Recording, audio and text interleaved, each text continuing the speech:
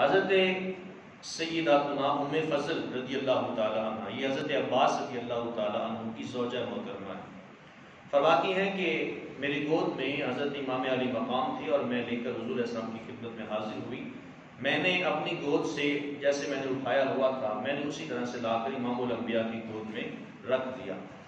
اور حضور علیہ السلام اپنے نواسے کے ساتھ کھیلنا شروع ہو گئے۔ تو میں کیا دیکھتی ہوں کہ اچانک سے آپ کی آنکھوں میں آنسو جاری ہو جاتے ہیں اور آنسو گر کے امام علی مقام رضی اللہ تعالیٰ عنہ کے چہرے کے اوپر گرنا شروع ہو جاتے ہیں۔ تو میں سامنے دیکھ کر یہ منظر حیران رہ جاتی ہوں کہ حضور کیوں رو رہے ہیں۔ تو فرماتی ہیں کہ میں نے حضور سے پوچھا، حضور آپ کے رونے کا سبب کیا ہے؟ تو فرمایا، اے ام فضل، میں اس لیے رو رہا ہوں، میری آنکھوں میں آنسو اس لیے موجود ہیں کہ میرے اس صاحبزادے کو میری ہی امت کربلا کی زمین پر انہیں شہید کر دے گی، اور جبریل نے مجھے اس مقام کی مٹی بھی لا کے دکھائی ہے۔ اور ایک روایت میں آتا ہے کہ ام سلمہ رضی اللہ تعالیٰ عنہ، حضور نے وہ مٹی دی، وہ جو مٹی لا کر جبریل علیہ السلام نے دی حضور علیہ السلام کو، وہ مٹی لا کر دی اور کہا ام سلمہ اس کو رکھ لو، جس دن یہ مٹی سرخ رنگ میں تبدیل ہو جائے اس دن سمجھ لینا کہ میرا نواسہ شہید ہو گیا ہے۔ ام سلمہ رضی اللہ تعالیٰ عنہ نے وہ مٹی لی اور اس کو بوتل میں ڈال کے رکھ دیا، اور جب امام حمام رضی اللہ تعالیٰ عنہ کا وصال ہو جاتا ہے، آپ شہید کر دیے جاتے ہیں، تو ام سلمہ فرماتی ہیں جیسے حضور نے فرمایا تھا میں نے جا کر اس بوتل کو دیکھا تو اس میں جو مٹی موجود تھی اس کا رنگ وہ مٹیالے رنگ سے بدل کے وہ لال ہو چکا تھا، وہ خون میں تبدیل ہو چکی تھی۔ اور پھر حضور علیہ السلام کے نواسے امام علی مقام رضی اللہ تعالیٰ عنہ، انہوں نے خود اپنے دشمن کو پہچان لیا تھا۔ ابھی نہر فرات پر موجود تھے، ابھی جنگ ہونا تھی اور نہر فرات پر موجود ہیں، اور یہ جو حدیث نقل کر رہے ہیں وہ امام حسن مجتبی رضی اللہ عنہ کے پوتے ہیں۔ امام حسن مجتبی کے شہزادے کا نام عمر تھا، عمر کے بیٹے کا نام یہ علی تھا۔ تو علی بن عمر بن حسن یہ روایت کر رہے ہیں اس حدیث کو، حضرت امام حسن مجتبی کے پوتے اس بات کو بیان کر رہے ہیں کہ امام علی مقام رضی اللہ عنہ جب نہر فرات کے سامنے کھڑے تھے تو اس وقت آپ نے مخاطب کر کے ارشاد فرمایا تھا، صدق اللہ و رسولہ، اللہ اور اس کے پیارے رسول صلی اللہ علیہ وسلم نے سچ فرمایا ہے۔ اور حضور نے فرمایا تھا، اپنے نانا کی بات کو سامنے ذکر کیا، اپنے تمام اہل بیت کرام کے سامنے ذکر کر رہے ہیں، فرما رہے ہیں کہ صدق اللہ و رسولہ، اللہ اور اس کے پیارے رسول صلی اللہ علیہ وسلم نے سچ فرمایا تھا۔ حضور نے فرمایا تھا کہ ایک ابلگ رنگ کا ایک کتا ہے جسے میں دیکھ رہا ہوں، وہ میرے اہل بیت کے خون میں منہ مار رہا ہے۔ اور یہاں ابلگ رنگ کا کتا جو مراد تھا وہ شمر نامی وہ پلید انسان تھا جس نے امام علی مقام امام حسین رضی اللہ تعالیٰ عنہ کا سر تن سے جدا کر دیا تھا۔ تو اس کا جو رنگ تھا وہ سفید تھا، برس کی بیماری کے باعث اس کا رنگ سفید ہو چکا تھا۔ برس کی بیماری ایسی ہوتی ہے چہرے میں پیپ پڑ جاتی ہے اور چہرہ وہ زرد آلود ہو جاتا ہے اور اس سے پیپ نکلتی ہے، خون بھی نکلتا ہے۔ تو برس کی بیماری اور کوڑ کی بیماری کے باعث یہ مرا تھا اور اس کا چہرہ اس طرح تھا۔ تو جب یہ امام حمام رضی اللہ تعالیٰ عنہ کے پاس آیا آپ کو شہید کرنے کے لیے، تو اس وقت اپنے نانا کی بات یاد آ گئی کہ جو میرے نانا نے فرمایا تھا کہ ایک ابلگ رنگ کا کتا جو ایک سفید رنگ والا ہے، جو برس کی بیماری کے باعث اس کا رنگ سفید ہو چکا ہے، میری اہل بیت کے منہ کے خون میں وہ منہ مار رہا ہے، تو کہا یہ وہی شخص ہے جس نے میرے اوپر وار کرنا ہے۔ تو امام علی مقام رضی اللہ تعالیٰ عنہ نے اپنے قاتل کو بھی پہچان لیا تھا۔ تو یہ شہادت جو ہے یہ جہری شہادت ہے جس کا ذکر آج ہم لوگ احادیث سے تو یہ بات میں سنتے ہیں۔ حضور نبی اکرم صلی اللہ علیہ وسلم اپنے نواسے سے بڑا پیار فرمایا کرتے تھے، اور جب شہادت ہو جاتی ہے،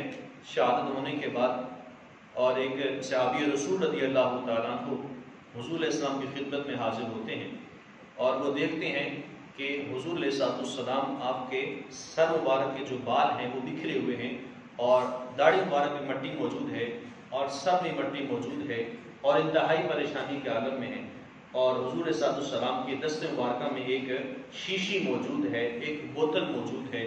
اور آپ پوچھتے ہیں حضور یہ بوتل کس چیز کی ہے، اور آپ کے سر مبارک کو کیا ہوا؟ آپ کی داڑھی مبارک کے بال بھی وہ گرد آلود ہو چکے ہیں، ان میں مٹی پڑ چکی ہے۔ تو فرمایا کہ میں ابھی کربلا کی زمین سے آ رہا ہوں، میں کربلا کے میدان سے آ رہا ہوں جہاں میرے نواسے امام علی مقام رضی اللہ تعالیٰ عنہ اور ان کے ساتھیوں کو شہید کر دیا گیا ہے، تو میں ان کے خون کو اس شیشی میں جمع کر رہا تھا، میں ان کے خون کو شیشی میں جمع کر رہا تھا، جس کی وجہ سے میری یہ حالت ہو چکی ہے۔ اور حضور صلی اللہ علیہ وسلم اس قدر غمگین تھے، اس قدر آپ کی چشمان مبارک سے آنسو تر ہوئے کہ حتیٰ کہ روایت میں آتا ہے کہ جہاں بیٹھ کر رسول اللہ رو رہے تھے وہ زمین بھی آنسوں سے تر ہو گئی تھی، اتنا روئے تھے حضور علیہ السلام۔ غم حسین میں رونا سنت مصطفیٰ ہے،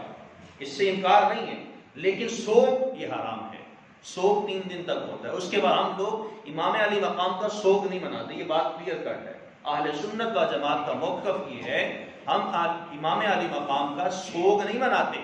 سوگ صرف 3 دن کے لیے ہوتا ہے، اور بیوہ عورت کے لیے 4 ماہ اور 10 دن تک اس کے لیے سوگ ہوتا ہے۔ تو ہم لوگ سوگ نہیں مناتے،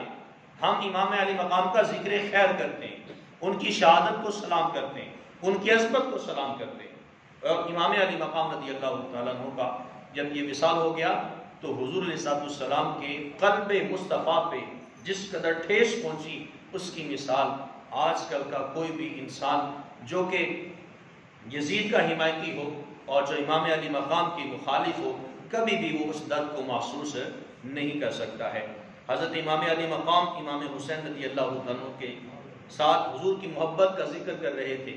حضور نبی رحمت صلی اللہ علیہ وسلم نماز پڑھا رہے تھے، حضرت عبداللہ بن شداد رضی اللہ تعالیٰ عنہ اس حدیث مبارک کے راوی ہیں، فرماتے ہیں حضور اسلام سجدے میں گئے اور ہم حضور کے پیچھے نماز پڑھ رہے تھے، اور ہم نے یہ دل میں خیال آیا کہ شاید نماز کی حالت میں حضور پہ کوئی وحی نازل ہو رہی ہے، جس کی بنا پہ سجدے کو طول دے دیا گیا ہے، کافی دیر ہو چکی، آپ نے سجدے سے سر نہیں اٹھایا۔ فرماتے ہیں کہ میں جیسے سجدے کی حالت میں موجود تھا تو میں نے ذرا سی آنکھ اٹھا کر اوپر دیکھا تو کیا دیکھتا ہوں کہ حضور علیہ السلام کے دوش اقدس پر، آپ کی کمر مبارک پر اور آپ کے کندھوں مبارک پر حسین ابن علی سوار ہیں۔ تو فرماتے ہیں میں نے نماز کی حالت میں یہ عالم دیکھ لیا، نماز سے فارغ ہو گئے تو میں نے تو منظر یہ دیکھا تھا کہ حضرت امام علی مقام حضور کے کندھوں پہ سوار ہیں، حضور کی کمر پہ پشت پہ سوار ہیں، میں نے تو یہ منظر دیکھ لیا تھا، باقی صحابہ کو علم نہیں تھا کہ حضور نے سجدہ لمبا کیوں کیا ہے۔ حضور صلی اللہ علیہ وسلم سے باقی صحابہ کرام پوچھتے ہیں، حضور